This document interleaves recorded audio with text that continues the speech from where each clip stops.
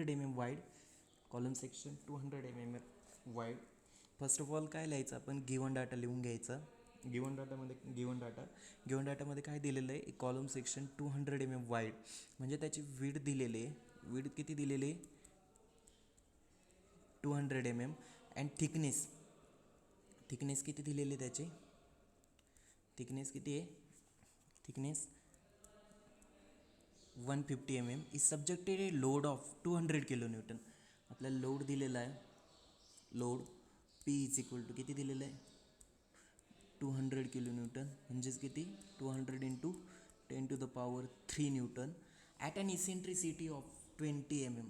काय दिलेलं आहे, eccentricity of 20 mm in a plane bisecting the thickness.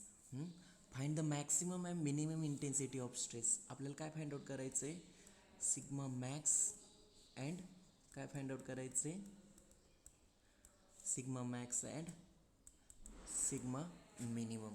आपल्याला फाइंड आउट करायचं आहे, काय करायचं आहे, sigma max and sigma minimum. Simple काय करायचं माहिती आहे का, आधी फिगर काढून घ्यायची. कॉलम काढला आपण, काय सांगितलेलं आपल्याला त्यांनी, प्लेन बायसेट करतोय. कशाला बायसेट करतोय, थिकनेसला. म्हणजे लोड कशाला इसेंट्रिक दिलेला आहे आपल्याला, load is eccentric with respect to Y Y axis. कोणत्या ॲक्सिसला, Y Y axis. Load P. इथं सपोज आपण सी जी घेऊया, सी जी घेतला. याचे आपल्याला काय दिलेलं आहे, डेप्थ दिलेली आहे. काय दिलेलं आहे, डेप्थ दिलेली आहे. डेप्थ किती दिलेली आहे त्याची, 150 mm डेप्थ दिलेली आहे. विड्थ पण दिलेली आहे आपल्याला, विड्थ किती दिलेली आहे, 200 mm. किती दिलेली, 200 mm. इथं ई पण दिलेलं आहे आपल्याला. ई किती दिलेलं आहे आपल्याला, 20 mm. ई किती दिलेलं आहे, 20 mm. आणि कॉलमचा सेक्शन कसा दिलेला आहे आपल्याला, रेक्टँग्युलर. म्हणजे सगळ्यात पहिली स्टेप. आता सोल्युशन काय बघूया आपण, सोल्युशन. पहिल्या स्टेपमध्ये काय फाइंड आउट करायचं माहिती आहे का आपल्याला, फर्स्ट स्टेप मी तुम्हाला सांगितली. काय फाइंड आउट करायचं, काय फाइंड आउट करायचं, डायरेक्ट स्ट्रेस. काय फाइंड आउट करायचं, डायरेक्ट स्ट्रेस. डायरेक्ट स्ट्रेस म्हणजे काय असतो, सिग्मा ओ काय असतो, P/A. त्यात म्हणजे आपल्याला P माहिती आहे, ए नाही माहिती, म्हणून ए काढून घ्यायचं. आधी काय करायचं, एरिया काढून घ्यायचा सेक्शनचा,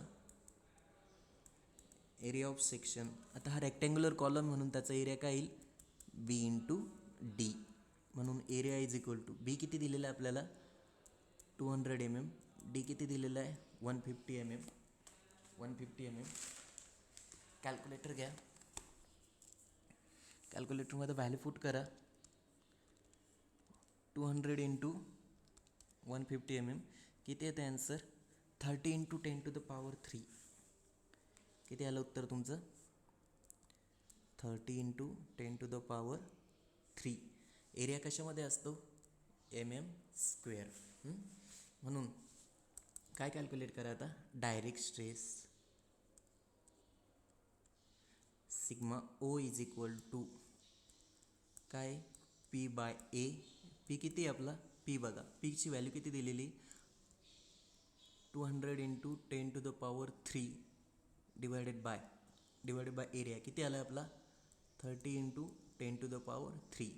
हे दोन्ही कॅन्सल झाले, इथला एक शून्य कॅन्सल झाला. म्हणजे डायरेक्ट काय राहिलं, फक्त 20/3. कॅल्क्युलेटर पुन्हा घ्या, 20/3 किती येतं आन्सर, 6.66. जर आपण ते स्क्वेअर ऑफ केलं, म्हणजे राऊंड फिगर घेतली, किती आलं आन्सर, 6.67. युनिट काय असतं नेहमी, पी कशामध्ये असतो, लोड न्यूटनमध्ये, एरिया कशामध्ये असतो, mm²मध्ये.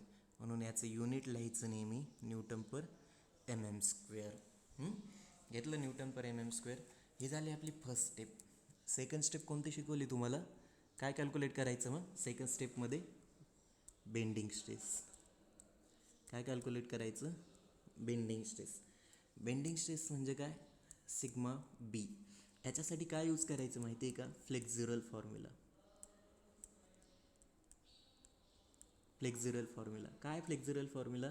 M by I is equal to sigma B by Y. Y नेहमी फॉर्म्युला वापरायचा प्रॉब्लेम सोडवताना. एम बाय झेड वगैरे नका घेत जाऊ, किंवा M by I is equal to sigma B by Y. एक ट्रिक सांगतो तुम्हाला मी. ट्रिक दोन पद्धतीने सांगतो. याच्यामध्ये एक ट्रिक सांगतो तुम्हाला मी. हा फॉर्म्युलामध्ये आपण कसं लिहितो आणखीन, sigma B is equal to काय, M divided by I divided by Y is equal to M divided by काय, झेड. यम डिवायडेड बाय काय, झेड. आता इथं झेड कोणता आहे? हा Z Y Y axis. Z कोणता आहे? वाय वाय ॲक्सिस आहे. यम म्हणजे काय असतो? P into E. यम काय असतो? पी इंटू ई असतो. झेड झेड काय येईल? झेड कसं लक्षात ठेवायचं? जसं मी तुम्हाला रॅक्टँग्युलर सेक्शनसाठी एक ट्रिक सांगितली होती. कोणती ट्रिक सांगितली होती? जर वाय वाय ॲक्सिस असेल तर आय जर कॅल्क्युलेट करायचं असेल तर त्या ॲक्सिस उभं राहायचं. त्या ॲक्सिसचं काय करायचं? उभं राहायचं. उभं राहिल्यानंतर समोरची साईड बघायची. समोरची साईड कोणती? आता ही डेप्थ. डेप्थ डेप्थ समोरची साईड इंटू साईडचा क्यूब. आता साईड कोणती? ही बी. म्हणजे काय येईल? D B cube by 12. हे कशासाठी फॉर्म्युला सांगितलं होता? मोमेंट ऑफ इनर्शियासाठी, म्हणजे आयसाठी सांगितलं होतं. म्हणजे आय काय येईल इथं? आय काय येईल? इथं उभे राहिले तुम्ही, ज्या ॲक्सिसचा moment of inertia find out करायचा आहे त्या ॲक्सिसवर काय करायचं? उभं राहायचं. उभे राहिल्यानंतर समोर बघायचं. समोरची साईड कोणती आहे? डी इंटू साईडचा cube, D B cube by काय आलं इथं? 12 आलं. आणि वाय कसं फाइंड आउट करायचं? वाय म्हणजे न्यूट्रल ॲक्सिस. आता वाय वाय ॲक्सिसच आपण काय घेतलं? न्यूट्रल ॲक्सिसपासून एक्स्ट्रीम लेअरचं डिस्टन्स. म्हणजे हे जे डिस्टन्स आहे हे किती आहे? आता इथं हे किती आहे? हे किती डिस्टन्स आहे? बी बाय 2 डिस्टन्स आहे. म्हणून इथं वाय काय येणार आहे? बी बाय 2च येणार आहे. म्हणून हा झेड काय असतो? I divided by Y. Z काय असतो? I divided by Y. काय येईल? हा बी आणि हे बी कॅन्सल होईल, दोनने इथं डिवाइड होईल. इथं काय येईल? 6 डी बी स्क्वेअर बाय 6. तुम्हाला मी आणखीन एक ट्रिक सांगतो. दोन टाईपचे प्रॉब्लेम असले, न्यूट्रल ॲक्सिस आपण कोणत्या ॲक्सिसला घेतला आहे? एक्स ॲक्सिसला घेतला आहे किंवा वाय वाय ॲक्सिसला घेतला आहे, आणि रॅक्टँग्युलर सेक्शन असेल तर काय करायचं माहिती आहे का? फक्त एवढंच लक्षात ठेवायचं. वाय वाय ॲक्सिस असेल तर डायरेक्टली लक्षात ठेवा डी बी स्क्वेअर बाय 6. आणि इथं जर एक्स ॲक्सिस असेल म्हणजे झेड हा सेक्शन मॉड्युलस जर आपण एक्स ॲक्सिसला घेतला असेल प्रॉब्लेममध्ये तर काय घ्यायचं? याच्या अपोजिट करायचं, बी डी स्क्वेअर बाय 6. लक्षात कसं ठेवायचं? समोरची साईड. आता आपण मोमेंट ऑफ इनर्शियासाठी काय ठेवलं? समोरची साईड इंटू साईडचा क्यूब डिवायडेड बाय 12 असं लक्षात ठेवलं होतं. तर सेक्शन मॉड्युलससाठी काय करायचं? समोरची साईड म्हणजे ज्या ॲक्सिसचा आपल्याला सेक्शन मॉड्युलस घ्यायचं आहे त्या ॲक्सिस, कोणता ॲक्सिस? आता इथं वाय ॲक्सिस आहे, म्हणून समोरची साईड इंटू साईडचा स्क्वेअर. समोरची साईड इंटू साईडचा स्क्वेअर डिवायडेड बाय 6. सिम्पल लक्षात ठेवा, समोरची साईड इंटू साईडचा स्क्वेअर डिवायडेड बाय 6. याच्यामध्ये व्हॅल्यू पुट करून द्या. पी किती आहे आपला? पी किती इथं? आता हा 6 वरती जाईन म्हणून मी इथं 6 लिहितो आधी. 6 वरती गेला. पी किती आहे आपला? 200 इंटू काय? 10 to the power 3. ई किती दिलेला आहे आपल्याला? 20 mm दिलेला आहे. डी आता डी किती दिलेला आहे? 150 दिलेला आहे. आणि नंतर बी किती दिलेला आहे? 200 mm दिलेला आहे. म्हणून 200चं काय करायचं? स्क्वेअर करायचं. स्क्वेअर करायचं आणि फायनली काय फाइंड आउट करायचं? ॲन्सर. तुमचं ॲन्सर कसं फाइंड आउट करायचं? ह्या ज्या टर्म्स आहेत ह्या ब्रॅकेटमध्ये लिहायचं.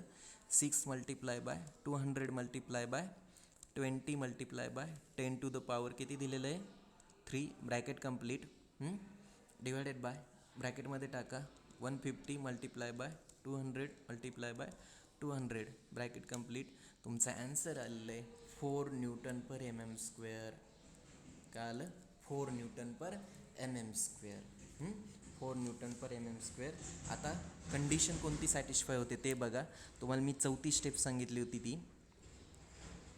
थर्ड स्टेप सिग्मा ओ किती आलेला आहे? सिग्मा ओ ग्रेटर दॅन काय आलं आहे? सिग्मा बी. म्हणून नेचर ऑफ स्ट्रेस कसं येणार आहे आपलं? इथं या फिगरला मी इथं एक्सटेन्शन घेतो. नेचर ऑफ स्ट्रेस कसं येईल? Compressive in nature.